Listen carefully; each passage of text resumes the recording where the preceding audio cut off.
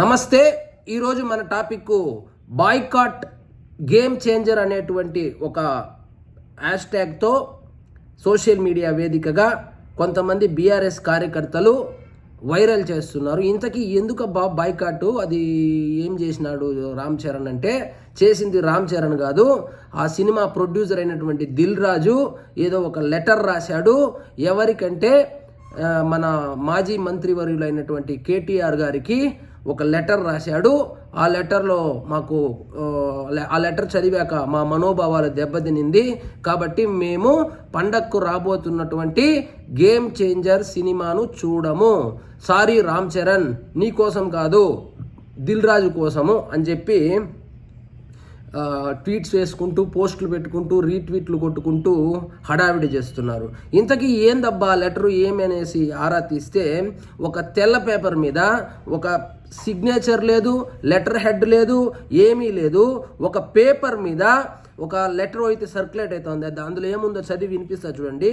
గౌరవ తెలంగాణ సీఎం రేవంత్ రెడ్డి గారితో జరిగిన తెలుగు చలనచిత్ర సమావేశంపై గౌరవ మాజీ మంత్రి కేటీఆర్ గారు చేసిన వ్యాఖ్యలు చాలా బాధాకరము.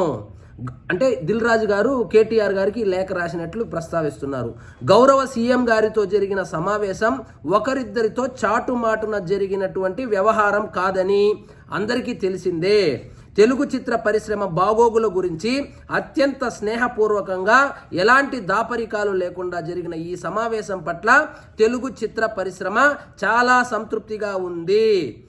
తెలంగాణ రాష్ట్ర అభివృద్ధి పయనంలో తెలుగు చిత్ర పరిశ్రమ భాగస్వామ్యాన్ని గుర్తించి రాష్ట్రాభివృద్ధికి, సామాజిక సంక్షేమానికి మా బాధ్యతగా తగిన సహకారం అందజేయాలని సీఎం గారు కాంక్షించారు. హైదరాబాద్ను గ్లోబల్ ఎంటర్టైన్మెంట్ హబ్గా తీర్చిదిద్దాలని సీఎం గారికి బలమైన సంకల్పం ఉంది. తెలుగు చిత్ర పరిశ్రమ ప్రతినిధులుగా మేమందరం స్వాగతించడం జరిగింది. కాబట్టి అనవసర వివాదాల్లోకి తెలుగు చిత్ర పరిశ్రమను లాగి పరిశ్రమకు లేనిపోని రాజకీయాలు ఆపాదించవద్దని మా మనవి. రాజకీయ దాడి, ప్రతిదాడులకు దయచేసి పరిశ్రమను వాడుకోవద్దని కోరుతున్నాం. లక్షలాది మందికి జీవనోపాధి కల్పిస్తున్న తెలుగు చిత్ర పరిశ్రమకు అన్ని ప్రభుత్వాల సహకారము, ప్రజలందరి ప్రోత్సాహం ఉంటుందని ఆశిస్తున్నాము. ఇందులో కేటీఆర్ గారి పేరు ప్రస్తావించడం కానీ, కేటీఆర్ గారిని ఏదో విమర్శించడం కానీ, బీఆర్ఎస్ పార్టీని విమర్శించినట్లు కానీ ఎక్కడా లేదు. అది లెటర్ హెడ్లో నుంచి వచ్చింది కాదు. ఒక దిక్కుమాలిన పేపర్లో అది నిజంగా దిల్ రాజే ఇచ్చాడా, లేకపోతే ఎవడైనా ఆకతాయి ఏదైనా సృష్టించి, ఏదైనా ఇప్పుడు మెగా ఫ్యాన్స్కి వ్యతిరేకంగా ఒక ట్రెండ్ చేయాలని సృష్టించిన లెటరో కూడా తెలియదు. కానీ డైరెక్ట్గా అకస్మాత్తుగా ఈ లెటర్ రావడము, సరే దిల్ రాజే రాసినాడు అనుకుందాము. దిల్ రాజు రాసిన లెటర్లో ఎక్కడైనా అసభ్య పదజాలం కానీ, రాజకీయంగా విమర్శ చేసింది కానీ ఉందా? దయచేసి రాజకీయాల్లోకి సినిమా ఇండస్ట్రీని లాగద్దండి. ఇదేమి మేము సీక్రెట్గా వెళ్ళి రేవంత్ రెడ్డి గారిని కలిసి ఏదో లబ్ధి పొందింది కాదు. పరిశ్రమ అంతా వెళ్ళి చర్చించాము. మా చర్చలు సఫలమైంది. మేము ఒక ప్లాన్తో మళ్ళీ కలుస్తాము అని చెప్పి ప్రెస్ మీట్ చెప్పి ఎప్పుడో చెప్పాడు. సో దాని తర్వాత ఈ లెటర్ వచ్చింది, మా మనోభావాలు దెబ్బతినింది, సినిమాని బాయ్కాట్ చేస్తాము అని చెప్పి ట్రెండ్ చేస్తా అంటే, యాక్చువల్గా ఆయన తెలంగాణ బిడ్డ. బాయ్కాట్ చేస్తే నష్టపోయేది ఒక తెలంగాణ బిడ్డే. కాబట్టి ఏం చెప్తానంటే, ఆ లెటర్ ఎక్కడి నుంచి వచ్చిందో కనీసం ఆయన సంతకము లేదు, వాళ్ళ ఆఫీస్ నుంచి వచ్చినట్లు లేదు. కాబట్టి ఇదేదో రాజకీయ లబ్ధి కోసము. వాస్తవంగా అల్లు అర్జున్ యొక్క విషయం అంత పెద్దది కావడానికే కారణమే కేటీఆర్ గారు పదే ప్రస్తావించడం వల్ల మేబీ రేవంత్ రెడ్డి గారి యొక్క మనోభావం కూడా దెబ్బతినిందేమో. అందుకే అంత సీరియస్గా తీసుకున్నాడేమో. సినిమా వాళ్ళు కనీసం ఆయన పేర్లు కూడా గుర్తుపెట్టుకోవడం లేదని ఎక్కడైనా ఒక 40 సభల్లో చెప్పింటాడు కేటీఆర్ గారు ప్రస్తావించడం వల్ల బీఆర్ఎస్ ఎకో సిస్టమ్ దాన్ని ఓన్ చేసుకుని వైరల్ చేయడం ద్వారా మేబీ హర్ట్ అయి ఉండొచ్చు కాంగ్రెస్ వాళ్ళు.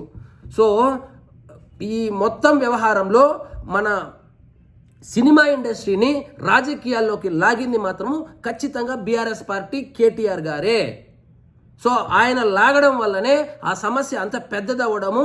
ఇప్పుడు చూడండి, బెనిఫిట్ షోలు లేవు, మన హైకులు లేవు, ఆయనేమో అల్లు అర్జున్ గారికి ఏమో ఒకరోజు జైలు శిక్ష వేసినారు, బెయిల్ వచ్చింది. ఆ బెయిల్ కూడా కండిషన్ బెయిల్. మళ్ళీ ప్రతి ఆదివారము వెళ్ళి సంతకం పెట్టి రావాలి. కేటీఆర్ గారు పదే పదే ప్రస్తావించడం వల్ల కాదా ఇంత పెద్ద ఇష్యూ అయింది? ఎప్పుడు సినిమాల్లో అభిమానులు థియేటర్ల దగ్గర తొక్కిసలాట జరగనే లేదా, చనిపోనే లేదా? జరిగింది కదా, చాలాసార్లు జరిగింది కదా. కానీ ఈ ఒక్క విషయం మాత్రమే ఇంత హైలైట్ కావడానికి అది రాజకీయ రంగు పులుముకునింది కాబట్టే ఇంత పెద్ద ఇష్యూ అయింది.